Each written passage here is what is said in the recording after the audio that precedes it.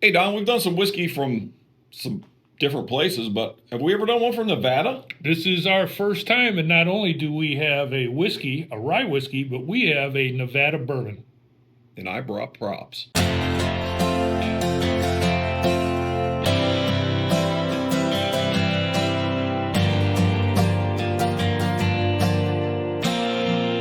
Hi, welcome to this week's edition of What's New at Charlie's. What's New at Charlie's? We have Frey Ranch out of Nevada. We have their bourbon.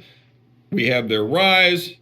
And we have a prop, Don. I got a prop. I thought you'd like that. You're stepping up. You Mr. really are. Mr. Don Williams, author of thebourbonfool.com. Don, how are you, buddy? Charlie, Nevada whiskey I know. for the first time. Crazy, huh? Yeah. And I was telling you off camera that Frey Ranch, one of those bottles I looked at a dozen times. Sure. Yeah. You know, and I've seen it in Kentucky for a while. You walk by it, you look at it, you got so many decisions to make, and Right. I've never pulled the trigger for no reason other than I didn't know anything about it. But I bet you're about to tell me something about it. The interesting thing is, when you think about Nevada, what's the first thing you think of is Las Vegas. Vegas, yeah. Okay.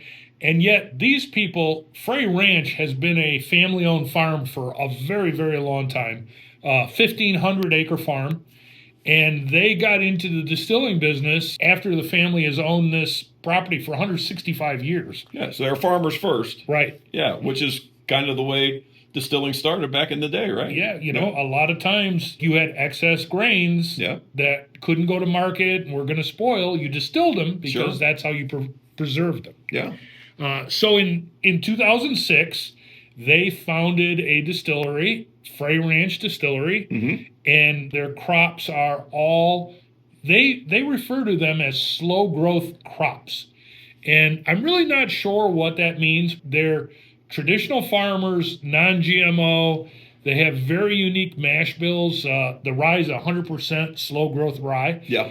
And I'm really interested to see it. And it was really a husband and wife team, Colby and Ashley Frey, who worked together to put this concept. And then they hired Russell Wedlake as their master distiller. Okay. And they're producing some product. And this is their juice. This, from what I could see, Yeah. this was all produced on site. So now, were all the grains grown on the farm? Did you get that far, or just most of the I grains? got the impression that most of them, although a lot of times we hear that barley does not grow very well. Right. That's what I was and wondering. they might be sourcing it elsewhere. The bourbon's a 4-grain bourbon, Yeah. and they call it 4 slow growth grains. Okay. So we'll see. Yeah. So that's what our prop is here today. It recognizes all the stuff that's in a mash bill, right? Right. So yeah. And in their percentages too. Yeah. And what I like about this is it actually reads the percentages right on Sure the does. bottle. Yeah, and it kind of gives you an idea of what goes in. So that in a mash bill would go into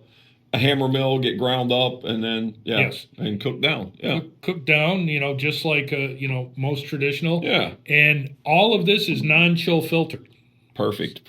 Leaves all the flavor in. So let's start with the bourbon, Don. What do you think? I think you're So, probably. so I'm going to show you one thing that just kind of threw me there. I would assume the bourbon would be the darker of the two, of the ryes, but it's not. That is interesting. Yeah, pretty interesting. So I grabbed the wrong bottle the first time. So just one more thing to experiment here.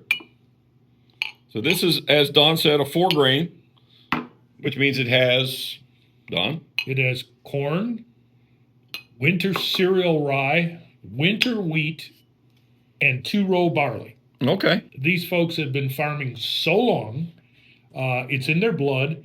So the grains are probably the best grains you're ever going to see. Yeah, They're that's gonna what I was thinking too. So cheers, buddy. Cheers. See what they've done here in Nevada.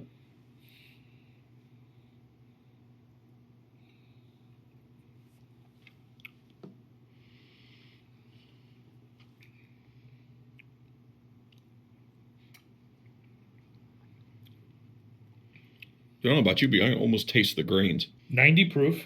Yeah. It's got a good heat for 90. Yeah. You're right. You can taste the cereal grain part of this. Yeah, almost. Yeah. I don't know if it's just because we were talking about it, but yeah. And a lot of that's got to do with the fact that they're not filtering it. Right. Yeah. The MSRP on this is about $50, right? Yeah, about $52, I think it was. Yeah. And I will tell you that is a good pour. If you like 4-grain from some other distillers, you're going to like this one. You're going to want to try this for sure. Yeah. Yeah. And I really like the fact that, again, this, I don't want to say oatmeal because it's not oatmeal, but it kind of earthy. Like it is. Yeah. Yeah. It is quite good. Yeah, quite good. We need to move to the Let's move to the rye. You know, I don't like rye, Don. I think the people that watch this, that ship has sailed. Yeah, you're right. Really cool bottle, by the way. Yeah, and this is 100% rye, right? No filler, no 100% nothing. Just slow growth rye. So that's going to be real interesting to try. Cheers. There's a sweetness I didn't expect there, but it goes away. So this is a little bit stronger. It's 100 proof. Yeah. I like that. Yeah, it's very nice. And again, I would categorize this as a real traditional rye. Mm-hmm. It is. It's got some natural sweetness but nothing like a bourbon. It is a rye through and through. Yeah. So I think that you were telling me they have a cast strength version too. They do. Yeah. Yeah. I haven't been able to get it yet, but maybe by the time this video comes out, we can throw it on a flight and check it out. But those are both fantastic. Those are and for the price, I think 62 and 52 and 62, if I'm remembering right.